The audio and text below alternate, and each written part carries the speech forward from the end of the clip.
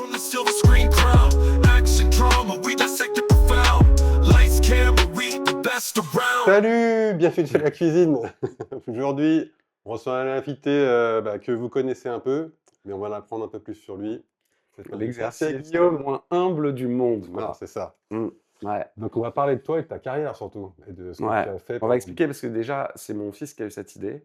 Très bonne Parce idée. qu'il me voyait en galère parce que c'est très dur de programmer des gens à un jour et un horaire précis.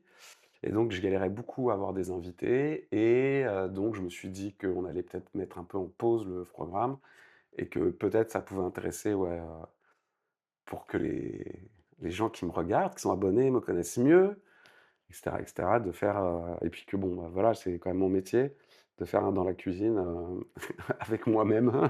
C'est ça. Et donc c'est moi qui me colle Ouais, bah, en fait, à l'intervieweur. tu pas, déjà, tu connais quand même très bien l'audiovisuel, même si c'est pas ton métier, tu en as fait. Je connais encore plus ta vie.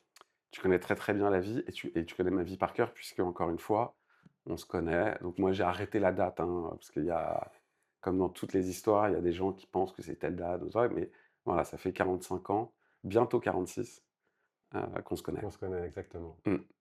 Je vais commencer directement parce que Ouais, on n'a pas le temps. non, on n'a pas le temps, puis on va faire chier les gens. Tu as un parcours scolaire classique. Ouais. Et à un moment, tu décides de rentrer dans une école de ciné. Comment ça s'est fait? Pourquoi une école de cinéma à un moment? Alors, en fait, parce que donc j'ai eu un parcours, scolaire classique, j'ai pas redoublé, j'ai pas voilà.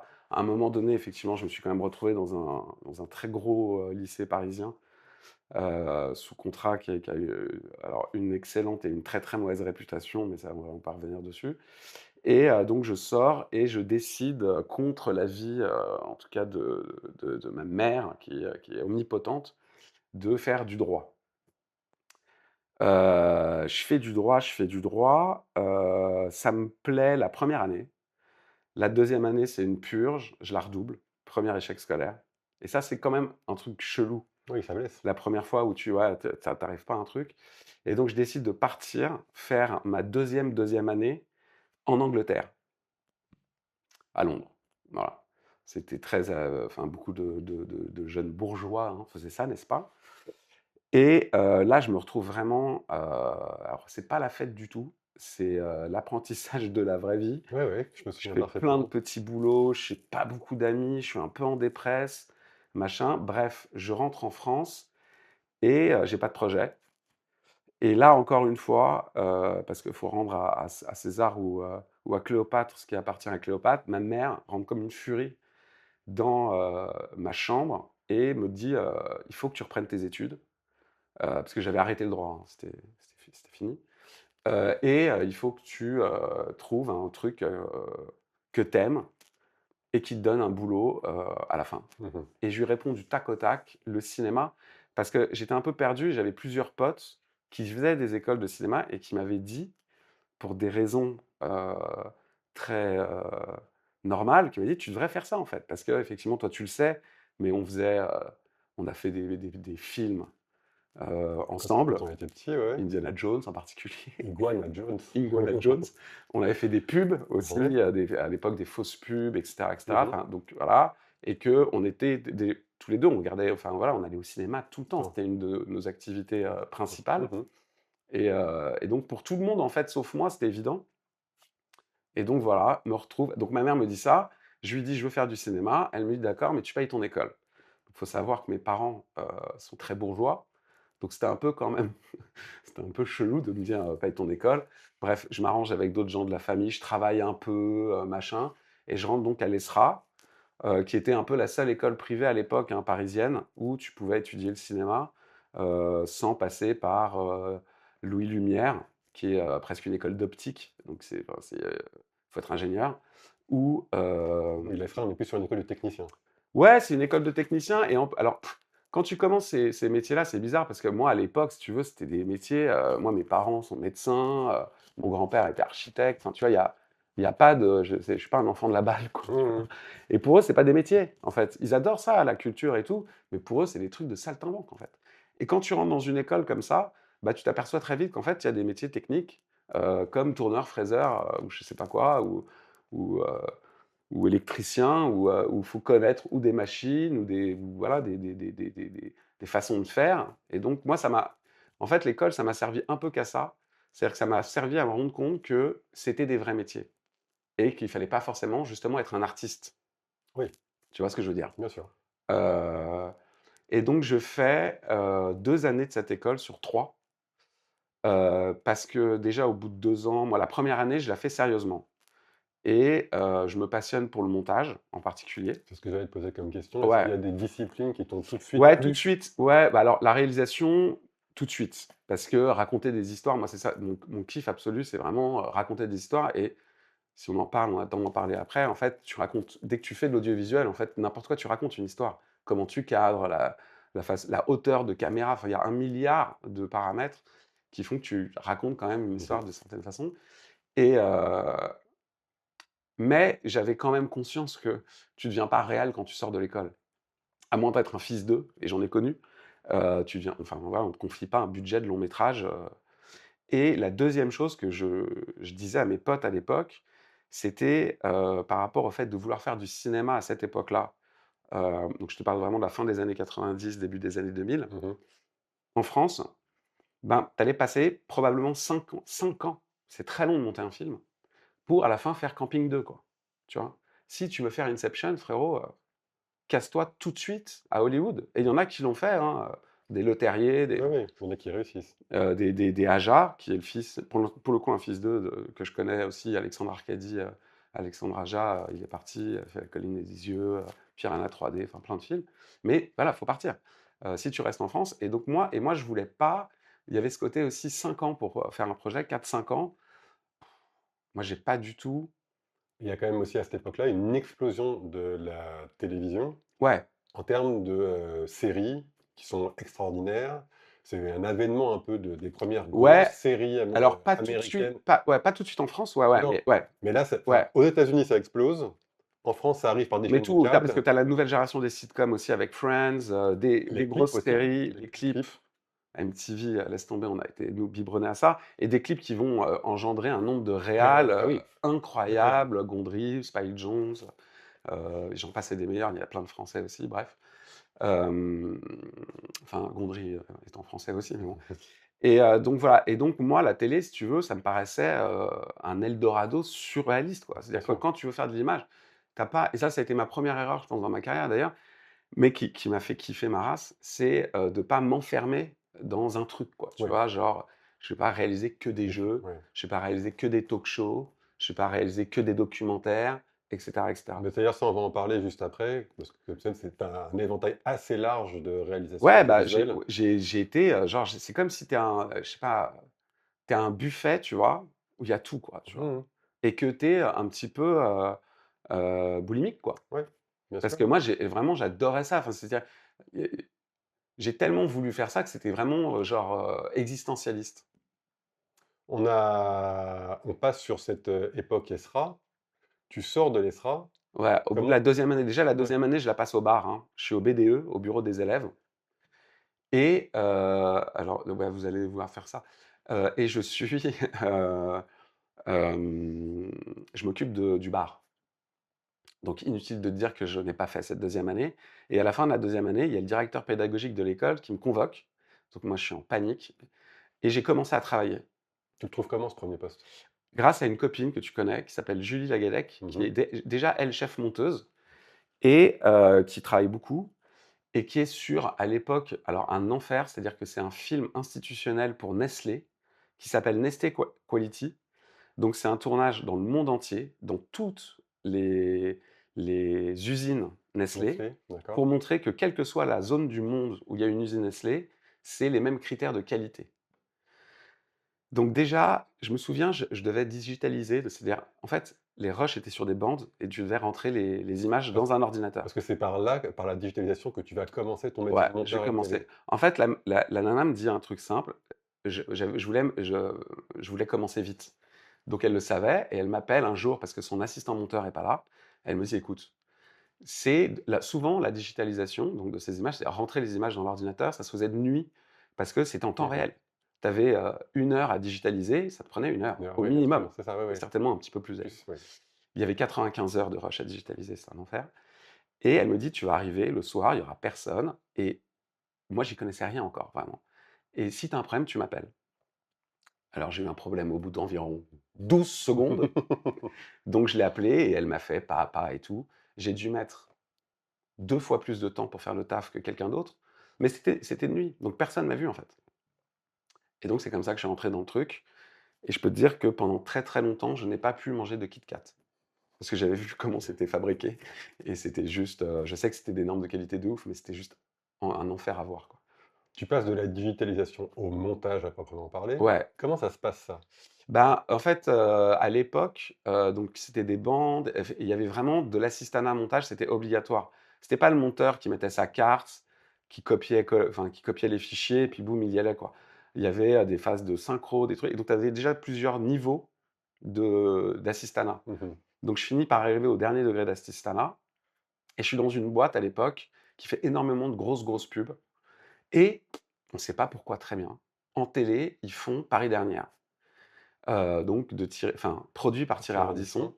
À l'époque, déjà plus présenté puisque Thierry n'aura fait que la Oui. première saison et un dernier épisode, juste avant de mourir et moi, je suis dans cette boîte, c'est-à-dire que c'était la même boîte qui avait produit le film Instit, quoi. Donc je me retrouve sur Paris Dernière à faire donc la digit. Donc là, c'était vraiment fun parce que j'allais récupérer les rushs sur le tournage en moto, enfin Ce que j'ai fait après toi. ouais, c'était la vie de bohème, quoi, tu vois? Tu à fond dans le showbiz et tout, alors que tu qu'un connard d'assistant monteur, enfin un connard. J'ai un respect profond, je l'étais et un jour, ce mec, gagne tellement d'argent avec la pub qu'il appelle Thierry en disant: «Écoute», donc c'est ce qu'on appelle un producteur exécutif. C'est-à-dire que le vrai producteur, c'est Thierry, c'est celui qui a vendu l'émission et tout ça. Il l'a vendu, je dis n'importe quoi, pour 10. Il va aller voir un mec en lui disant: «Je te donne 4, c'est toi qui s'occupe de tout. Tu te démerdes pour fabriquer l'émission. Moi, je garde 6 et les vaches seront bien gardées», tu vois? Et sauf qu'Arnaud Moria fait tellement d'argent avec la pub, parce qu'il s'appelait Arnaud Moria, à l'époque, la boîte s'appelait Les Télécréateurs, depuis elle a changé de nom, décide de dire à Thierry: «Moi, je paye des gens grâce à ton émission, Mmh. mais en fait, ça me sert enfin, moi, j'en gagne pas vraiment, enfin, ça me sert à rien, en fait. Et j'ai besoin de ces gens pour travailler sur autre chose, des choses qui me rapportent vraiment». Donc Thierry se retrouve sans producteur et Thierry Ardisson a fait ça 1000 fois, c'est qu'il avait un rédacteur en chef, je crois à l'époque c'était ça, qui, arrêtait pas un peu de tirer sur le pantalon en disant: «Ah j'aimerais bien faire de la télé, j'aimerais bien faire de la télé». Thierry, ni une des 2, il le croise et dit: «Ça t'intéresse de récupérer la prod exé de Paris Dernière?» Le mec fonce et ils la prennent. Sauf que le premier épisode qu'ils produisent, la première émission, ils n'arrivent pas à la sortir. Parce qu'ils ont jamais fait de télé en fait. C'est une agence D'accord. de presse et des Oui. journalistes, tu vois? Mmh. Et donc ils commencent à rappeler toute l'équipe qui était, aux télécréateurs, dont moi. Sauf que moi, je suis à une bascule où je veux faire du montage. J'en ai marre de l'assistanat, je suis au bout Ouais, ouais. de l'assistanat. J'ai traversé toutes les étapes et là, m'est fait une première promesse dans ma vie, et une première promesse tenue, ce qui est dans ce métier, on va pas se C'est mentir, rare. plutôt rare. On me dit: «Écoute, si tu nous démerdes la post-prod, hors montage, hein, Mmh. de Paris Dernière, on te donnera ta chance en montage, je te jure». Et effectivement, assez rapidement, au bout d'une saison, je crois, à peine, il me propose de devenir monteur sur une autre émission de Thierry Ardisson qui s'appelle à l'époque Rive droite, rive Mmh. gauche, Ouais, sur qui est Paris en plus Première. une quotidienne, Ouais. sur Paris Première Ouais, toujours, ouais. une quotidienne sur toute la culture. Et cinéma, bouquins, pièces de Théâtre, théâtre, expos, ouais, ouais. tout et n'importe quoi. Donc c'est déjà ultra intéressant et je me fais mon trou en 2 secondes là-bas parce qu'en fait, moi je suis né le montage virtuel sur ordinateur n'existe pas depuis hyper longtemps. Longtemps, ouais. Et donc moi, j'ai été un des très vite formés, puis un des premiers très jeunes, très vite formés. Et tu sais très bien quand les jeunes prennent une Dé techno, donc déjà formé un petit peu à l'ESRA et un petit peu à ensuite l'ESRA, mais beaucoup à l'ESRA parce qu'on travaillait sur des Mac, des Quadra 950, je me souviens, qui n'arrêtaient pas de planter. C'est-à-dire que tu passais comme un PC dans des années plus tard, mais là, tu passais les mains dans le cambouis en permanence à essayer de bidouiller les RAM qui montaient pas, les disques durs. Les disques durs faisaient, pour les au taquet, 2 gigaoctets. mmh. Donc, il fallait compresser les images pour le montage et en fait faire des conformations, ce qu'on appelait des conformations.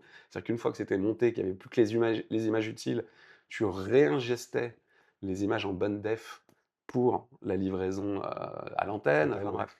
Donc, j'ai appris un milliard de trucs et surtout, je regardais les monteurs travailler. Et ça, c'est ça qui manque, enfin, j'ai trouvé qui a manqué à la génération qui m'a suivi à un moment donné. C'est que, ils ont beaucoup appris sur le tas et tout, mais c'est vrai que quand tu regardes un monteur monter, quand tu vois sa timeline, tu comprends sa logique et tout, Mmh. ça t'apprend, Bien sûr. Quand tu vois faire, ça vaut toutes les écoles du monde, en bien fait. sûr.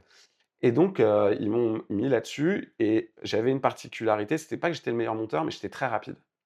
Et les journalistes, quand tu ponds une chronique jour, Ah bah, faut que ça aille vite. ouais, t'as pas envie d'un monteur qui met 30 ans, Mmh. parce que tu as une vie aussi à côté, parce qu'il faut Bien écrire sûr. le papier du lendemain, parce Ouais, que ouais, ouais. tout ce que tu veux. Et donc, j'ai commencé à être le monteur un peu chouchou de tous les journalistes.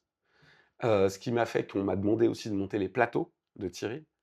Et c'était le début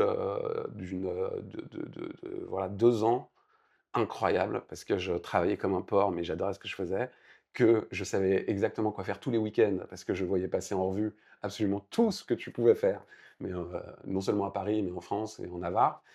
Et puis moi, ce qu'il faut comprendre aussi, c'est mon histoire, c'est que moi, j'ai voulu faire de la télé enfin, en grande partie grâce à 2 mecs, mais c'est 80-20, c'est Thierry Ardisson et De Chavannes.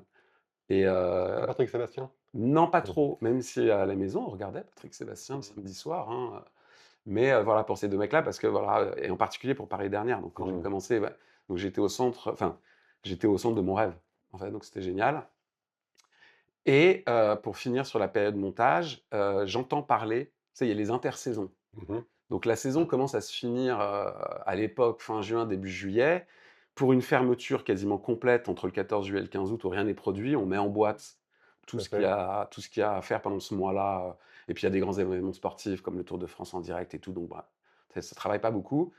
Et j'entends parler avant, qu'il va y avoir une nouvelle émission avec Thierry Ardisson, qui est donc un concept où il va inviter des gens à dîner chez lui, Mmh.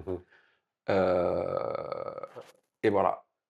Et là, c'est la première ch et là, je pense la première et unique fois de ma vie que je vais voir le producteur pour lui demander de l'émission. C'est-à-dire que je vais gratter du taf en disant, heu: je sais que je suis fait pour faire ça, je veux en être», tu vois? Donc là, tu lui demandes de travailler sur le montage de l'émission? Ouais, le montage de l'émission. Et il se trouve que je suis backupé très vite par quelqu'un qui va vraiment devenir un mentor, qui est le réalisateur qui va faire ce qu'on appelle la mise en place. Donc c'est lui qui crée le format Mmh. visuellement de l'émission, qui s'appelle Nicolas Ferraro et qui va expliquer déjà que vu la masse de travail à faire sur cette émission, qui est une hebdomadaire, donc toutes les semaines, on ne peut pas prendre plusieurs monteurs en fait. Il faut que ce soit un mec Ouais, dédié qui connaisse l'émission par cœur, OK, sinon ouais. on n'y arrivera pas. Et qui va faire, qui connaît mes ambitions, vieilles ambitions de réalisation, qui va tout m'apprendre en fait, au fur et à mesure. C'est-à-dire que moi, j'ai eu très vite la frustration. J'adorais le montage, mais j'avais la frustration de ne pas être sur le plateau, de ne pas vivre le tournage. Ouais. Parce que déjà, c'est un truc intéressant, parce que quand tu vis le tournage, tu sais ce qui s'est passé comme problème. Donc, par exemple, s'il manque un plan, bah, tu vas pas le chercher 1000 ans, hein, tu sais qu'il n'y est pas. Oui. Et puis, voilà, moi, je continuais d'apprendre, quoi, tu vois. À ce moment-là, tu travailles sur combien d'émissions en même temps? Quand tu À travailles pour 93? À l'époque, je travaille quasiment exclusivement Exclusivement pour pour 93. 93. Ouais, ouais, ouais. D'accord. Je fais Donc des tu es petites vraiment choses à côté. Bah, en fait, c'était aussi il y avait, plus de 26 émissions par an. On était à de toute 27-28 façon, tu peux pas travailler sur autre chose que ça. et que de toute façon, ouais, moi, ça me prenait la semaine. Ouais. Donc après, si tu veux te reposer le week-end, Et donc tu travailles principalement pour une boîte de prod, à ce moment-là? ouais, Ouais. ouais, ouais et ça va durer un certain temps d'ailleurs. Heu, Et il y a un moment, parce qu'on va y venir et qu'on y vient maintenant, c'est tu switches. C'est-à-dire que tu passes de monteur à réalisateur. ouais, alors un peu par hasard, c'est-à-dire que on est en fin de deuxième saison de 93 Faubourg. Et 93 Faubourg est réalisé à l'époque par 3 réalisateurs. Donc il y a Nicolas Ferraro, qui est un peu le chef puisqu'il a mis en place, c'est toujours comme ça ça se passe, Mmh. donc c'est lui qui en fait le plus. Et tu as Tristan Carnet qui, déjà à l'époque poussait beaucoup, et qui aujourd'hui, enfin c'est celui qui fait, Danse avec les stars, The Voice, c'est pour moi the GOAT. Mmh. Parce qu'en plus c'est un mec adorable, il a toujours été adorable, ça a jamais été le réal connard et tout. C'est un génie en commute, il s'intéresse aux gens, il est hyper empathique, enfin bref, il est parfait. Et un troisième qui s'appelle Stéphane Kopecky, qui depuis est passé vraiment au documentaire sur des gros docs, et qui était un peu pas le vilain petit canard du tout, mais un peu l'intrus de la bande. Bref, il se trouve que à la fin de la deuxième saison, ça doit être l'antépénultième émission, les trois sont pas dispo. Parce Ah que oui. Carnet est sur Thalassa à l'autre bout du monde, que Ferraro fait je sais pas quoi, et Kopecky non plus, quoi. Tu vois, il y a personne. Et Stéphane Simon, pour ne pas le, enfin, pour le nommer, parce que c'est vraiment à lui que je dois ça, euh, sait que je veux réaliser, Donc il te le propose? et il me dit, bah, voilà, C'est maintenant. c'est maintenant. Si tu le sens, c'est maintenant. Et moi, je monte l'émission depuis presque 2 saisons. Donc je le sens. L'émission, elle est en place. Elle a pas besoin. Enfin, il suffit que Oui, toi tu connais le schéma déjà. C'est comme la montée en direct, en fait. Donc, et en plus, je sais que c'est moi qui vais la monter derrière. Donc, Mhm. toutes les erreurs éventuelles que je vais pouvoir faire à la réal, je vais pouvoir m'auto-corriger. Tout à fait. Donc, et je le sens. Mhm. Donc, je dis, vas-y, banco, quoi. Alors, ce qui est marrant, c'est que ce petit enfoiré de Stéphane Simon ne dit pas à Thierry que c'est moi qui vais réaliser. Il le découvre à la fin de l'émission. Et la deuxième chose marrante, c'est que j'ai la chance du débutant. Et c'est pas de la fausse modestie. C'est que je fais une super émission.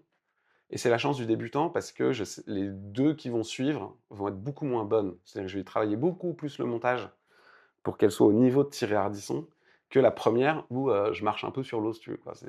Et tout le monde le voit en plus dans le car régie, parce que donc, tu as toujours des gens qui passent, Bien surtout sûr. sur une émission comme ça.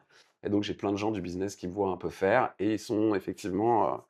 Et donc le problème est réglé pour Stéphane Simon et pour Thierry Ardisson aussi, c'est que je suis devenu réalisateur. Voilà, point barre. Donc là tu restes réalisateur de l'émission, mais Alors tout non, seul? alors non Non? seulement je reste sur la fin de saison pas Oui. tout seul, mais dès le début de la troisième saison, l'émission dure 4 4 saisons saisons, ouais. en tout. Dès le début de la troisième saison, il y a des embrouilles. Alors, pour les anecdotes, parce que c'est vraiment, tu vois, les hasards de vie, des fois, c'est ouf. Il y a un jour, Stéphane Simon, le producteur, m'appelle, me demande de passer sur le tournage de 93, un jour où je ne devais pas la réaliser, pour me parler justement d'un autre projet, qui va être mon deuxième gros projet qui va vraiment lancer complètement ma carrière.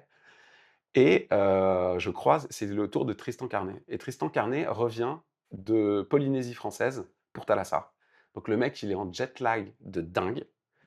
Et il me demande sur le trottoir, est-ce que tu veux pas réaliser l'émission à ma place? Sauf que moi, à cette époque-là, si tu veux, pour réaliser une émission, surtout avec Thierry Ardisson, il me faut 3 semaines de prépa dans la tête. Mhm. Tu vois, je peux pas, je suis incapable, j'ai pas du tout les couilles de prendre le truc au débeauté, quoi. Donc je m'excuse, je lui dis non, je me sens pas du tout capable et tout. Il fait son émission, je la récupère au montage. L'émission, je la trouve bonne, normale, dans les standards. Et je sais pas pourquoi Thierry Ardisson, en visionnage, donc quand il voit l'émission pour la première fois monter, il pète un câble et devant moi, il appelle Tristan Carnet, il le vire. Et je dirais même la semaine d'après, Stéphane Simon, qui a toujours beaucoup imité, donc le producteur, le coproducteur, qui Ouais. a toujours beaucoup imité Thierry, fait la même chose avec je crois, Ferraro, donc un peu le chef, tu vois. Ouais. Et très vite copié. Donc je me retrouve Tout quasiment seul. à être le seul à réaliser, ouais, pendant la saison 3. La saison 4, il est un peu revenu, Nicolas, parce que ça a toujours été un peu amour-haine, pas avec Thierry, hein, Thierry a toujours beaucoup aimé, mais avec Stéphane.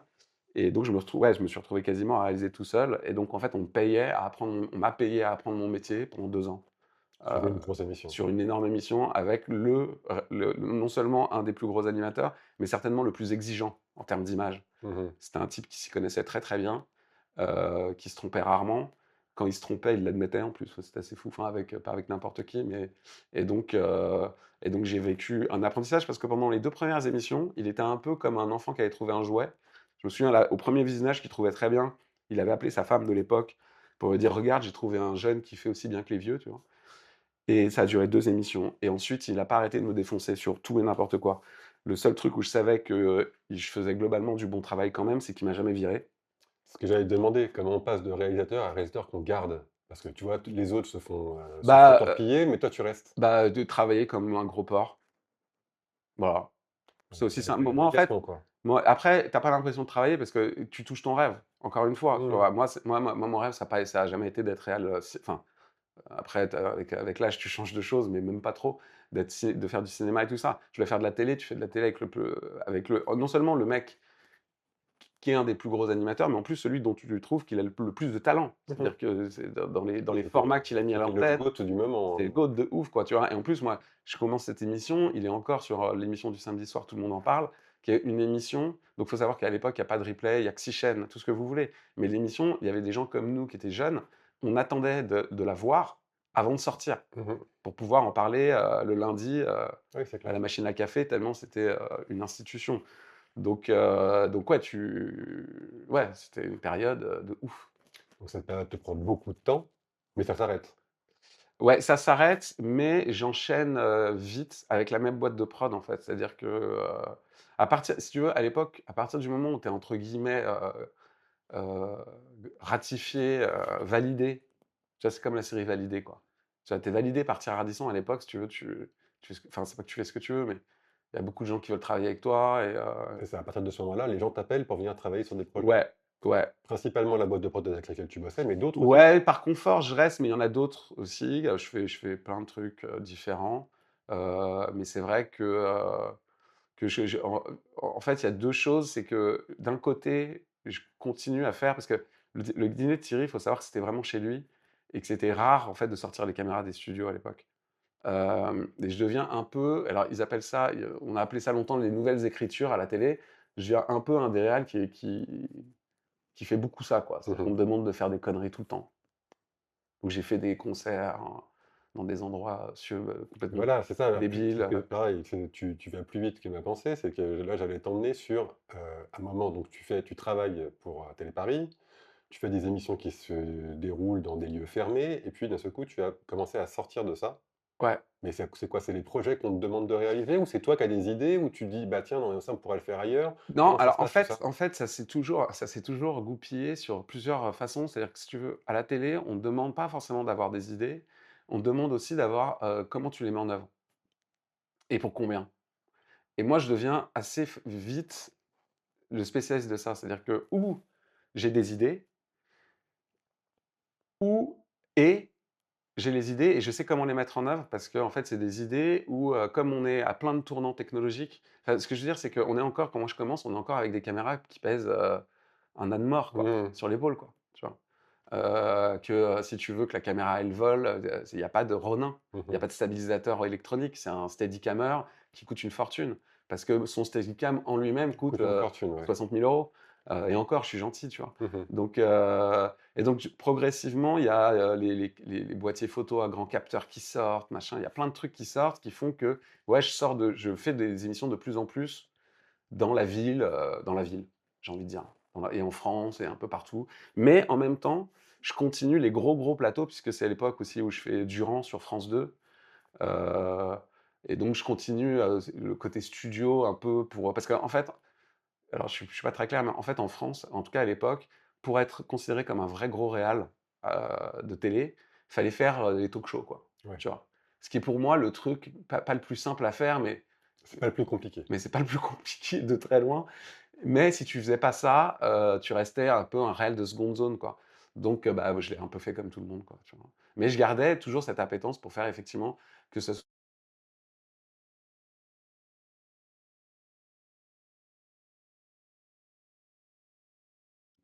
À ce moment-là, tu as des réals qui t'inspirent ou pas du tout? Ou toi, tu es vraiment dans un truc, bah non, je fais comme je sais faire et puis j'ai d'un seul coup des petites idées que je mets en place? Ou il y a des gens, tu te dis: «Ah putain, eux, ils ont des bonnes idées, je m'approprie le truc», comment ça se alors en passe pour fait, toi? c'est très, très drôle, c'est que moi j'ai un concept, c'est que les idées, elles volent dans les airs. Oui, bien sûr, on les chope. Voilà. Et quand il y a une idée qui se met à voler, elle s'arrête plus jamais de voler, hein. Mmh. Et il y a des gens qui ont des antennes plus ou moins longues, tu vois, qui captent les idées, quoi. Heu, après, Par si tu peux exemple, juste par exemple, moi je me souviens d'un concert sauvage où tu avais filé les téléphones portables, aux gens du ouais, public pour ouais, filmer, ouais. truc que j'avais si pas Ah rarement vu, mais jamais vu. ça c'est surpompé, en fait. Ah bah, ouais, C'est moi j'avais surpompé. jamais vu. Alors il y a 2 choses, il y a des choses donc que tu captes dans les airs, que tu fais et après tu te rends compte d'où ça vient. Ouais. Pas forcément quelque chose que tu avais vu, donc ça vole vraiment dans les airs, ou quelque chose que tu avais vu, tu t'en souvenais plus, tu le recraches. Et il y a des choses que tu pompes. C'est-à-dire que c'est la phrase de Picasso, euh, les bons artistes copient, les génies volent. Mhm. Tu vois, et je suis pas du tout un génie, hein, mais bien sûr que tu voles. Et ça, alors déjà, il y avait 50 téléphones portables pour filmer quelque chose. Alors, pour tous ceux qui ont vu le concert des Daft Punk, pareil, c'était bien avant. Mais j'en voulais 100 et c'était bien après un film qui m'avait marqué de Lars von Trier, Dancer in the Dark, Mhm. avec Björk et d'ailleurs Catherine Deneuve. Un film qui est incroyable. Et il avait fait des séquences avec 100 DV, 100 mini DV. Donc les DV à l'époque, c'était des petites caméras qui Ah coûtaient ouais. pas très cher. Et c'était des séquences incroyables, quoi. Et donc j'avais voulu faire Dancer in the Dark sur un concert. Sauf qu'à l'époque, on a été maqué. Alors, il n'y avait pas d'iPhone, il n'y avait rien, les gars, hein. C'est des téléphones qui tournent à 30 images secondes en plus. Donc, pour la synchro avec le son, ça a été un enfer. C'est là où je suis tombé amoureux de ma femme, d'ailleurs, parce que c'est elle qui avait fait la synchro. J'avais trouvé ça surréaliste. Enfin, de mon ex-femme, pour le coup. Et Nokia nous en avait prêté que 50, et en plus contre caution. Donc, une blinde. Et on avait fait ça, ouais. Mais ça, Bah, c'est volé, tu vois. ouais, mais c'est volé, mais enfin, moi j'avais rarement vu ça à la télévision. Ah, À la ouais, télévision. non, à la télévision, ça n'avait jamais été fait. Voilà. Mais j'ai fait plein de trucs qui n'ont jamais été faits, mais qui ont pas, à la télé, mais qui n'ont pas forcément jamais été faits nulle part, Ouais. tu vois. Il y a plein de trucs là, typiquement, que j'ai volé à des films, des façons de cadrer, des façons de. Même en lumière, hein. Après, je l'ai plus fait sur du documentaire, parce que ça s'y prêtait plus. Mais... J'allais venir au doc. Ouais. Comment d'un seul coup on passe de réal de plateau à un réal de doc, et puis des docs, pas des trucs posés pépère, quoi. Toi, tu pars sur Thalassa, tu fais des choses qui sont. Alors, Thalassa, alors pareil, tu vois, c'est une très bonne question. Thalassa, c'est à cause de la technologie. C'est que donc, j'ai commencé le 5D Mark II, voilà, pour ceux qui connaissent, Canon 5D Mark II, qui est le premier boîtier avec un capteur plein format qui fait de la vidéo. Donc tout d'un coup, tu te retrouves avec ce qu'on appelle le bokeh, des profondeurs de champ très courtes, donc du flou derrière, qui détache beaucoup les sujets, et ça fait très cinématographique, quoi, tu vois. Mhm. Parce que avant, au cinéma, à la télé, on avait des caméras vidéo, avec des petits capteurs, donc tu es net jusqu'à Marseille, t'as pas de texture dans l'image, t'as rien, là. Mhm. Bref. Et moi, j'ai commencé à utiliser ça très très vite, complètement par hasard. Mais vraiment à l'époque où ça tournait, encore une fois, pas à 25 images, donc c'était une tanasserie aussi, autant une tanasserie que les téléphones portables sur mon concert là. Mais je commence à, voilà, et il faut, comme toi tu le sais, mon père adorait la photo, donc Mhm. bref. Donc je commence à revenir finalement à des trucs que je connais bien, et ça a une image de ouf, quoi. Et il faut savoir que le présentateur, le seul, le vrai historique de Thalassa, c'est Georges Pernaut. Oh, ouais. Et Georges, Rest in peace, hein, rest Georges. in peace de ouf, mon frère. Et Georges, il voit que Thalassa s'essouffle un peu, il veut redonner un coup de jeune, il tombe un peu sur des images comme ça, et surtout, il part, il demande à une autre boîte de prod de faire le conseil sur la refonte de Thalassa, et eux, ils arrivent aussi avec cette idée-là, tu vois, qu'il faut tourner avec ça. Sauf qu'en fait, ce truc-là, c'était très nouveau, hyper particulier, et ils font des essais avec plusieurs trucs. Donc ces boîtiers-là, alors je le dis, ça n'intéressera personne, mais il y avait aussi ce qu'on appelait les dépolis, quoi. Donc en fait, on mettait devant l'optique d'une caméra vidéo normale Mhm. un dépoli qui vibrait à très très haute vitesse, sur lequel on mettait une optique un peu plus ciné, et avec l'optique et le dépoli, ça donnait un peu ce grain. Mais ça faisait un bousin, frérot. Tu vois, t'étais obligé d'être sur pied. Et Thalassa, c'est bien vraiment la seule émission que tu peux pas être sur pied, tu vois, il faut que ça bouge un Bah peu. oui. C'est du reportage, quoi, tu vois. Donc du reportage super haut de gamme, mais ça reste du reportage. Et il y a une des patronnes de France Télé qui sait que je fais ça déjà sur une émission de 35, en fait. Et donc, il dit à la prod de Thalassa, bah, appelez ce mec-là, quoi. Et en plus, ils sont en galère, en fait, parce que la première émission, ils doivent la tourner en août. Et en août, les gros réals, si tu veux, ils sont à la Barbade, hein. Ils Ils sont bossent plus pas, là. quoi. Donc, je débarque à Marseille en remplacement avec ça. Et il y a eu un petit coup de foudre vite fait entre moi et Georges et les équipes un peu, enfin en tout cas ces équipes-là, où il a vu que j'étais pas là pour me tirer sur la nouille, quoi, tu vois, que j'étais là pour bosser à fond et me donner à fond. Et il a bien aimé les images. Donc j'ai commencé à faire Bosser. plusieurs Thalassa, ouais. Du coup, tes projets, en fait, à ce moment-là, tu les choisis plus par des envies de soit technologie, soit de nouveauté. Comment ça se passe? Ouais, bah en Tu as des fait j'ai choses envie de qu'on te tout faire. propose, mais il y a des choses que tu refuses. Ouais, forcément, parce que tu peux pas tout faire.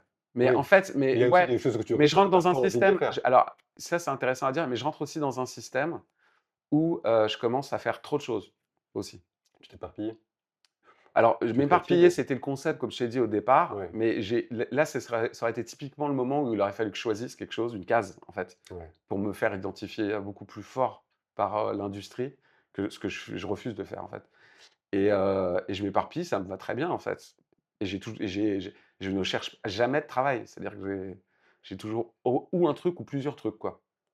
Donc là Donc c'est, le rêve, bah, oui, encore, oui, qui continue. Puis moi, si tu veux, j'imagine. en plus, moi, j'ai un père breton, donc alors, dès que je fais thalassa, mon père, il y a la fameuse phrase, mais que tout le monde a entendue, c'est-à-dire que, je sais pas, il y a une fête, qui est pas forcément de famille, il fait une fête, et il dit à tous ses potes: «Mon fils est réalisateur, mais un vrai, il fait thalassa», tu vois? C'était vraiment alors que lui, c'était un téléphage de ouf et que je pense que j'ai fait en grande partie ce métier pour l'impressionner. Mais avant thalassa, c'était bien, mais voilà, mais alors Ouais, thalassa, c'était, parce que le là, d'un seul coup, tu travaillais sur son émission, quoi, ouais. grosso modo. Bah, ouais, sur la messe. Voilà. La messe, toutes les semaines, le vendredi soir, qu'est-ce que tu crois qu'il regardait? Est-ce que, parce que donc tu as fait énormément de projets différents, Ouais, ultra variés. ouais. Est-ce que tu t'es trouvé un point commun parmi tous ces projets ou justement c'est parce qu'ils étaient tous différents que tu les choisissais? C'est a posteriori, hein, on parle maintenant. Est-ce que quand tu regardes l'ensemble des projets sur lesquels tu as bossé, cette carrière, tu Bah te dis: «Tiens, il y a quand même des choses d'un seul coup qui réunissent tous ces domaines, tous ces projets que tu as fait». très sincèrement, à part certaines émissions et c'est pas un genre d'émission, c'est certaines des émissions et souvent des émissions de plateau d'ailleurs. Si tu veux, à un moment donné, quand tu fais Touche pas à mon poste ou C'est à vous, tu es dans un pool de réal, quoi. Donc c'est souvent, en tout cas dans mon cas, ces 2 émissions, c'est pas du tout moi qui les ai mises en place. Mmh. Donc c'est pas moi qui ai inventé le décor, qui ai placé les caméras, enfin inventé le décor, il y a un décorateur, mais tu vois ce que je veux dire? Ouais. Heu et donc ça, c'est hyper au début, c'est un peu grisant parce que tu fais tu as fait les émissions très connues du grand public. Mmh. Donc quand tu dis que tu es réal et que tu fais Touche pas à mon poste, bah oui, personne se pose de question que tu es réal ou pas, quoi, tu vois? Mmh. Donc à part ces émissions-là, en fait, ce que tu mets j'ai toujours mis de moi dans tout ce que j'ai fait, quoi. Donc finalement, en fait, tout ce qui réunit tout ça, c'est toi. Bah Bien en plus que le choix même du projet sur lequel tu as bossé, c'est plutôt ce que tu vas amener à ce projet-là? comment tu le racontes, ouais, un Ouais, peu. c'est ça? Ouais. Et les plans que tu choisis et tout, mais même moi je m'en souviens très bien, ça a commencé dès le début sur 93, il y avait beaucoup de décors et on avait des plans de coupe, donc des plans Ouais. d'illustration qu'on avait fait en amont et on renouvelait d'ailleurs cette banque assez régulièrement de tout le décor, tu vois? Et donc il y avait plein d'objets perso de Thierry, des photos de Thierry, des photos de son fils en particulier, enfin de ses enfants. Hem Et donc en fonction de ce que racontaient les invités et tout ça, tu peux aller chercher plein de trucs. Donc Mmh. tu peux rajouter du discours au discours un peu, tu vois? Même sur des émissions comme ça, je te parle pas des concerts sauvages où là tu fais ce que tu veux, quoi, tu Mmh. vois? C'est ça qui est génial avec la musique, en fait. C'est que la musique, tu fais ce que tu veux dessus. Si tu es un peu en rythme, ça marche. Donc les concerts, ça s'appelait les concerts sauvages. Moi, alors quand tu parlais d'inspiration, tu vois? Moi, quand j'ai vécu en Angleterre, j'ai vu beaucoup de Top of the Pops Mmh. et en particulier, les vieux, ceux des années 60 et Ouais. tout, où les mecs quand même étaient en péloche et ils filmaient, mais mieux qu'en 2026, quoi. Mmh. Tu vois? Ils prenaient des risques insensés avec des zooms, barrés qui finissaient au flou, parce qu'impossible de rattraper le point. Enfin et moi, j'avais envie de faire ça, tu vois? Et c'est la chance que j'ai eue avec des chaînes comme France 5 ou France 4, c'est qu'eux, ils n'avaient pas d'enjeu d'audience, donc ils voulaient du nouveau, quoi. Donc là, c'est vrai que les concerts sauvages, c'est pas moi qui l'ai mis en place, c'est Nicolas Ferraro aussi qui l'a mis en place.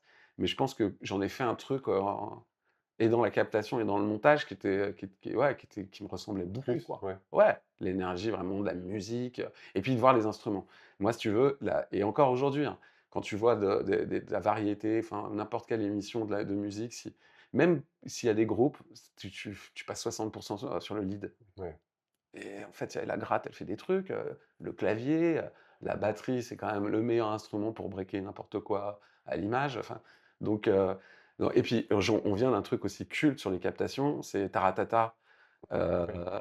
voilà, avec, notre ami, Nagui? Nagui et aux manettes, Policino? Non? Gérard Pulicino et son fameux clavier. Et je pense que tu regardes les premiers Taratata aujourd'hui, ça met une claque à tout le monde. Sur la façon de filmer et l'énergie et comment tu es dans la musique. C'est insensé. Et moi, je l'ai vu travailler, c'est-à-dire que le mec, il faisait tout en direct et puis pendant le direct, à un moment donné, il faisait pain à sa script. Et puis, moi, quand je l'ai vu travailler, 2 fois, il y a eu ça, sur toutes les missions, hein, quand même. Pain! Donc ça veut dire il y a eu un pain. Mmh. C'est-à-dire qu'il y a eu un truc qui lui plaisait pas et dans le car, où il y a plusieurs magnétos ou bandes, tu peux les corriger. Donc le mec corrigeait les 2 pains de toutes les missions dans le car et ensuite ça partait au PAD, quoi. C'est-à-dire que c'était terminé. Mais ouais. Rien n'était retouché. Quand tu vois le résultat, frérot, moi, moi je suis un amateur. Je suis mais tous les autres d'ailleurs, hein, je trouve, même aujourd'hui, hein. Bon, tu un formidable amateur. Est-ce qu'il y a une patte restée? Est-ce que maintenant aussi tu peux dire: «Ouais, il y a un truc que je fais que les autres font pas. Quand on voit des émissions que j'ai pu réaliser, on sait que c'est moi». Est-ce que tu penses qu'il y a ça? Ouais, à l'époque, je pense, parce qu'en fait, c'est pareil, ce que je t'ai dit, moi j'ai été éduqué par un mec, Ferraro. Ferraro, quand je regarde, il est revenu sur cet avou. Moi, j'y suis Mmh. plus. Je suis capable, en De 3 plans de savoir c'est mmh. lui, mais parce que en fait, ouais, je pense que ouais, tu peux le voir parce qu'en Donc fait, lui, comment c'est lui qui m'a éduqué et lui, en fait, il m'a éduqué à prendre des risques. C'est-à-dire que, si tu veux, par exemple, tu dans les conditions du direct en multicam, donc tu as toutes tes caméras avec des boutons devant toi, un mur d'image où tu vois tout aussi et tu as tous les cadreurs aux ordres. Tu commutes, normal, tu fais un champ contre champ et puis tout d'un coup, il y a un de tes cadreurs, souvent la portable ou souvent une machinerie qui est à un endroit du décor, frérot, tu sais où il est, hein, mais tu dis: «Mais qu'est-ce qu'il est en train de faire?» N'importe quel réal va l'engueuler ou va lui dire gentiment: «Tu reviens», parce que tu briefes tes cadreurs oui. sur ce qu'ils doivent faire, gros. Donc là, sauf il y en a et Nicolas est comme ça et donc forcément, comme il m'a un peu éduqué et je le suis, c'est nous, on y va. C'est-à-dire qu'on y va, mais on prévient, tu vois? On dit: «Je t'ai vu, je sais que tu veux faire un truc, je vois d'où tu pars, tu as intérêt à bien le faire, frérot, parce que, tu vois, c'est lui qui est à Mmh. l'antenne à ce moment-là». Mais invariablement, on y va, nous. Quitte à se planter, quoi, tu vois? Et ça, il y a quand même beaucoup de réals qui mais je les comprends et puis surtout aujourd'hui, le business, il a tellement changé. Mais il y a encore des réals, moi, que j'admire, hein. Des gens même qui ont été des assistants réals à moi, Ouais. qui sont passés à la réal parce que, hein, c'est un jour le but, hein, pour certains d'ailleurs. Il y en a qui restent toute leur vie Oui, oui, bien assistants parce sûr. qu'ils sont tellement forts, quoi, on ne va pas les laisser partir. Que j'admire, mais c'est vrai que sur la télé de flux, en règle générale, il y a quand même moins d'idées et ouais, moi, si je devais prendre un truc, c'était, ouais, des prises de risques, soit techniques ou de réal, mais c'est ça qui m'a joué des tours aussi, parce que à la fin de la foire, alors j'ai été et en même temps un mec chiant à travailler, je Justement, pense. ouais, justement, j'allais te parler de ça, sur la relation avec les techniciens et les producteurs. On en a déjà parlé dans d'autres cuisines, mais c'est intéressant aussi que tu en reparles, là. Bah, après les techniciens, alors j'ai une façon de parler. En fait, le réal, c'est quand même le chef, quoi, tu vois? Mmh mh. Voilà. Donc moi, j'ai une façon de parler aussi où je suis très cash, très machin et tout. Je traite très souvent les gens de connards, mais c'est vraiment un mot affectif. Quand tu commences, enfin, sur un plateau, si hein, tu m'entends dire à un mec connard, déjà, il va pas mal le prendre, c'est sûr, parce qu'il a déjà. Et il sait que c'est un mot vraiment affectueux, en fait. C'est en fait quand je t'aime pas, je t'ignore. Donc Ouais. voilà. Après, je pense que la plupart de mes équipes diraient qu'ils m'aimaient beaucoup parce que j'avais conscience quand même de. En fait, j'ai commencé une période où on gagnait beaucoup d'argent, on va pas se Mmh mh. mentir, tu vois?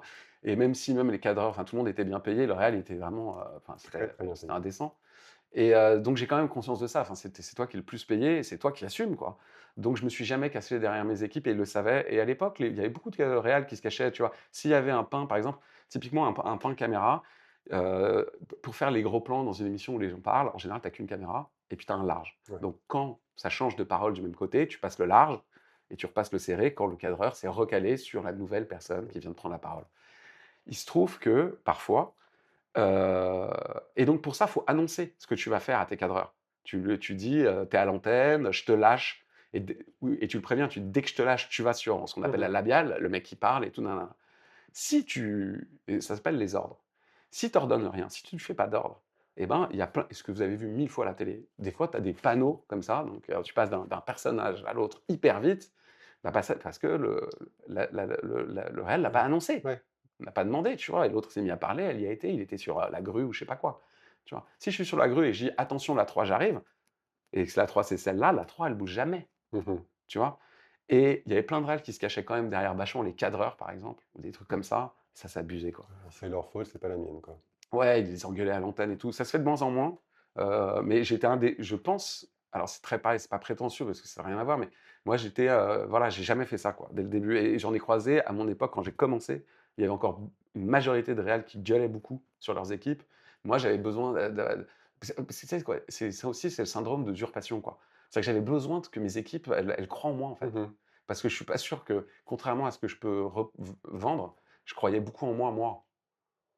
Pour moi, c'était tellement surréaliste, en fait, de devenir le réal d'Ardisson, si tu veux, Et du coup, l'autre pendant, donc c'est la relation avec les producteurs des émissions sur lesquelles tu as bossé. ouais. Là, Bah, comment moi, ça en se fait, passait c'est avec eux? pareil. Alors, je voudrais pas faire comme, un film que je viens de voir, avec Michael, où, c'est jamais de sa faute. Heu, mais pareil, moi, j'ai été éduqué par donc Nicolas Ferraro qui un des premiers trucs qu'il m'a appris, c'est: «Les producteurs se trompent toujours» et il parlait pas vraiment de Thierry, il parlait plus de gens comme Stéphane Simon, enfin, tu vois, des gens qui vont faire des choix sur l'argent, sur les trucs et tout ça. Donc c'est vrai que et je l'ai vu moi aussi, que pour plein de raisons, il y avait des choix qui étaient pris qui étaient quand même, genre surréalistes quoi, tu Mmh. vois? Et même jusqu'à des choses récentes d'ailleurs. Hem, donc c'est vrai que moi j'ai jamais été très facile avec les producteurs, j'ai jamais fait quelque chose qu'il faut faire, c'est-à-dire faire des déjeuners, faire un peu de léchage de boules, tu vois? Genre, enfin, c'est pas du léchage de boules, ça s'appelle du réseautage en fait. Oui, du relationnel Du plus, quoi, relationnel, voilà, donc je l'ai fait un peu avec mais je l'ai certainement pas fait assez du tout. Parce que je sais pas faire, tu vois? Par exemple, quand je parlais d'un mec comme Tristan Carnet, tu le vois, réseauter, mais le mec, en fait, c'est pas du réseau, quoi. C'est juste, tu as l'impression qu'il s'intéresse aux gens, tu vois? C'est oui, de l'orfèvrerie, ça quoi, fait tu une vois? différence. C'est donc et tu sens qu'il a de l'appétence pour ça. Donc c'est une qualité, quoi. Moi, j'ai jamais eu et c'est vrai que, j'ai jamais été très, très, malheureusement, alors ça a changé aussi au fil des ans, tu te bonifies, mais c'est vrai que je rassurais pas assez. En fait, voilà. En fait, je prenais un malin plaisir à ne pas rassurer mes producteurs et quand tu as beaucoup d'argent, même si tu as une réputation, faut continuer à rassurer, quoi, tu vois? Faut Mmh. pas arriver en disant: «Ouais, je me suis mis une minière, j'en peux plus». Des fois, j'arrivais, je faisais mais vraiment, je te dis, c'est l'école Ferraro, quoi. Je faisais le petit con, je me souviens une fois, j'arrive merde, pardon, c'est moi. Une fois, j'arrive à en grosse réunion France Télé, tu sais, les réunions, on était dans une pièce où il y a, des tables qui sont mises en carré, quoi et tout est rempli, tu vois? Et il y a des chaises près de la porte, tu vois? Et en fait, je monte sur les tables et je marche sur toutes les tables de tout le monde pour aller prendre la dernière chaise au fond, tu vois? Et je m'assieds, j'ai un quart d'heure de retard et je dis rien. Je dis même pas pardon, tu vois? Ça, déjà, c'est des attitudes où tu te prends pour une rockstar alors que tu fais que de la enfin, tu vois? Mmh. Et bah, ouais, les gens, ils s'en souviennent un peu, tu vois? Donc moi, ça m'a je dis pas que c'est ça qui m'a tué et c'est d'ailleurs, je sais pas si je suis mort encore et tout, mais c'est sûr que ça joue pas en ta faveur et puis en plus, c'est complètement con de faire ça, en fait. Parce que en fait, il y a un truc aussi que, Georges, il m'a appris, c'est, donc Pernou, le présentateur, il y a que l'antenne qui compte, Oui. en fait. Bah, oui, oui, bien sûr. Que tu pas eu d'argent, que, tu eu la chiasse, que, tu eu ce qu'on appelle les weather days, c'est-à-dire des conditions climatiques complètement infernales et tout ça, que tu perdu des rushs, ça arrive. Mmh. Parce qu'un assistant vidéo, tu te retrouves avec 50 cartes, le mec il s'embrouille sur une carte avec la copie 2 fois et donc il y en a une qui part ça arrive toujours donc tout et ça tout le monde s'en fout en fait. Mais même, les professionnels d'ailleurs, tu vois? Ton client, au final la chaîne, tu vois? Tu es chargé de délivrer quelque chose quoi, tu vois? Et ça moi j'avais toujours conscience que c'était pas un métier d'artiste mais d'artisan où alors artisan parce que c'est dur. Il y a des choses qui se font à la chaîne, mais pour une chaîne, il faut toujours commencer par de l'artisanat. C'est-à-dire qu'à un moment donné, je sais pas mais, n'oubliez pas les paroles, là, ben, il a fallu que ça commence. Bien sûr. Donc aujourd'hui, c'est un peu industriel, mais, ça a été à un moment donné de l'artisanat. Oui, il a fallu créer le truc. Exactement et donc dans l'artisanat, il peut se passer tout et n'importe quoi, mais on s'en fout, il y a que l'antenne encore une fois qui compte, quoi. Je vais terminer par 3 questions. Ouais. Le projet que tu as détesté faire? Est-ce qu'il y en a eu un où tu t'es dit: «Mais ça, j'aurais jamais dû dire oui». Est-ce que tu en as eu? Ou est-ce Alors que tu as toujours trouvé un petit truc en disant: «Bon, bah, au moins il y a eu ça dedans»? alors moi, alors c'est comme quand je regarde un film, j'ai pu voir parce qu'en fait, je consomme, comme tu le sais, Mmh. un nombre incalculable de films et donc forcément, je consomme un nombre incalculable de bouses. Mmh. Parce que les bons films, ils sont plus rares que les mauvais. Moi, je trouve toujours un truc à sauver, toujours. Très bien. Toujours. Une fois, c'est toujours l'exemple que je prends. Une fois, je sais même plus le titre du film. Je me souviens absolument pas de l'histoire, mais j'ai vu un mec tomber d'un toit. C'était hyper bien filmé. Et je me suis dit à ce moment-là, tu vois, sur les côtés voleurs et tout, Mhm. je dis si un jour je dois faire tomber un mec d'un toit, Tu reprendras ça. je reprendrai ça. Euh, donc non, après j'ai eu des projets et en plus, en fait, le tournage, c'est un peu les colos. Enfin, quand tu as une équipe, c'est toujours un peu la colo, hein, surtout si c'est sur plusieurs jours. Mhm. Et j'ai fait plein de trucs sur plusieurs jours. Donc non, tourner, c'est génial. Après, ouais, j'ai vécu des souffrances incroyables sur ouais, des post-prod, sur des projets que j'arrivais pas à terminer. Donc plus sur de l'après-tournage que pendant le Ouais, ouais, tournage. ouais. Après, j'ai vécu des conditions dantesques en tournage, des trucs de ouf. Je me souviens une fois, avec la dame au chapeau de Miss France, Ouais. Geneviève de Fontenay, on était dans une banlieue près de Lyon, et je te jure, c'était la guerre. Il tombait, mais des trompes d'eau. On était dans la gadoue. Heu, En plus, c'était une façon de filmer un peu particulière, Tom Tom. On voulait être très cinématographique, machin, nanana. Donc moi, ouais, moi, j'étais allongé dans la boue, quoi. Mhm. Tu vois, avec ma caméra pour faire des plans très rasants et tout. La seule qui était, toute pimpante avec un énorme parapluie qui disait bonjour à tout le monde et tout le monde, tous les jeunes, hein, de banlieue, tout ça, lui répondait et tout, l'adorait, c'était De Ok. Fontenay, ouais. Le projet sur lequel tu as le plus eu de kiff, en fait. Est-ce que c'est le 93? Où t'as vraiment, parce que c'était un aboutissement quelque part, et Non, que parce qu'en c'était... fait, alors c'est le problème des gens qui commencent leur carrière par l'aboutissement.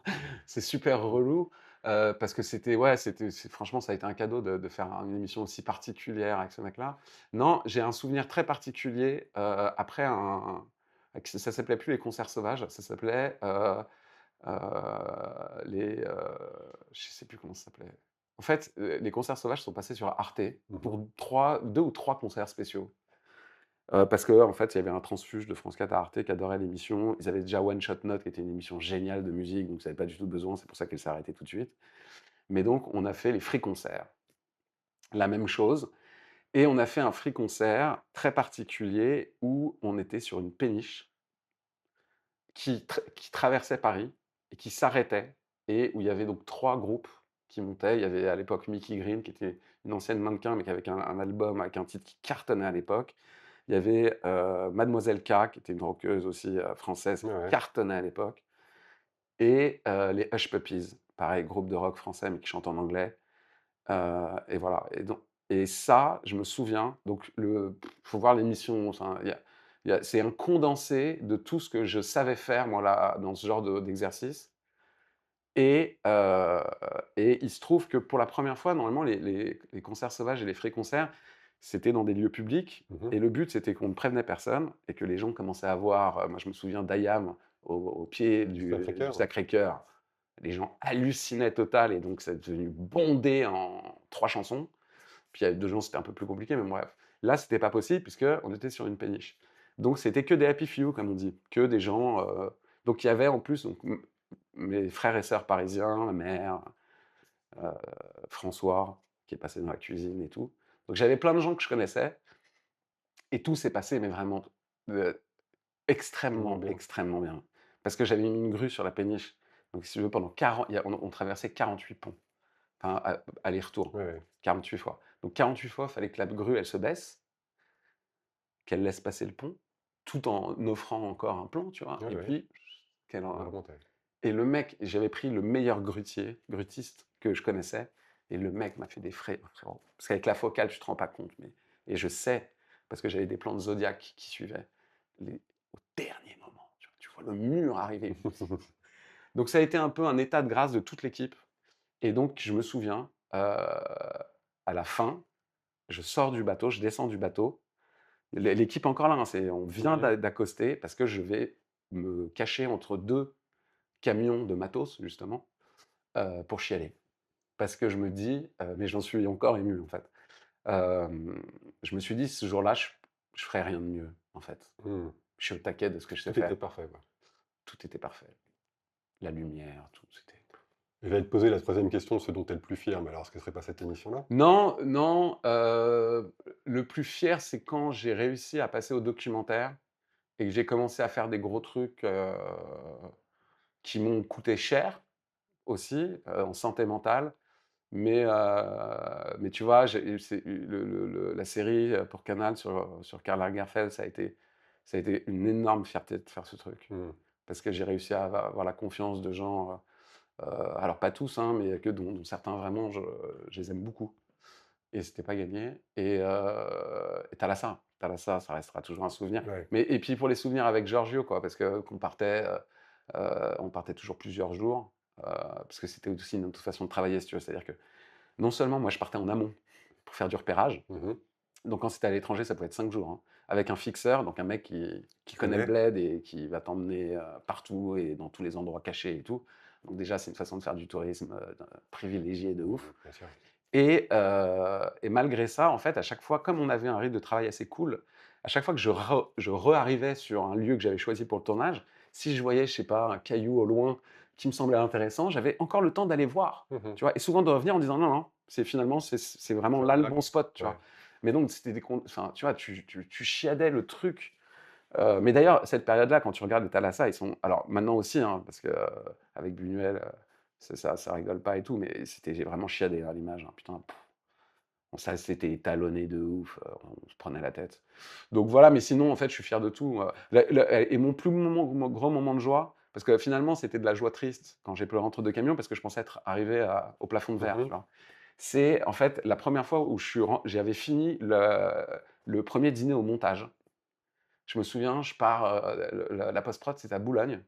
Je pars de Boulogne à moto et dans mon casque, je me mets à hurler, mais comme quand tu gagnes un combat de boxe. Mmh. Tu vois, il y a de la joie, de la fierté, de la rage d'y être arrivé. Oui, un déferlement d'adrénaline qui Ouais, sort en d'un seul disant: coup, «Putain, je suis, le chef monteur d'une émission de» parce que là, j'étais vraiment chef ouais, monteur, tu ouais. vois? D'une émission d'Ardisson. Et là, pour moi, c'est pareil, c'était un peu indépassable, en fait, à l'époque. Voilà. Très bien, bravo. Donc on a vu cette magnifique carrière. Ça peut-être donné envie à des gens, hein, Bah, en tout cas, ouais, en tout cas, s'il y a envie, moi, je suis parti vraiment, faut comprendre que je suis parti, j'avais pas de contact, donc je suis parti de zéro.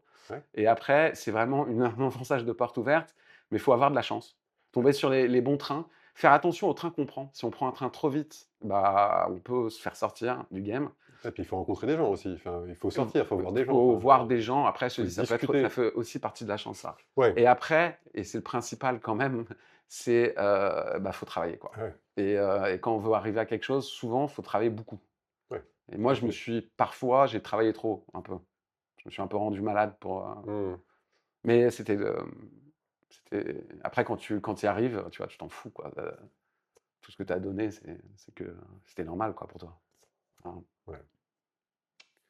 Bah, voilà, Ah, poto. super, Bah, merci en tout cas, j'espère que ça fait pas trop, bah, merci à toi. genre, narcisse.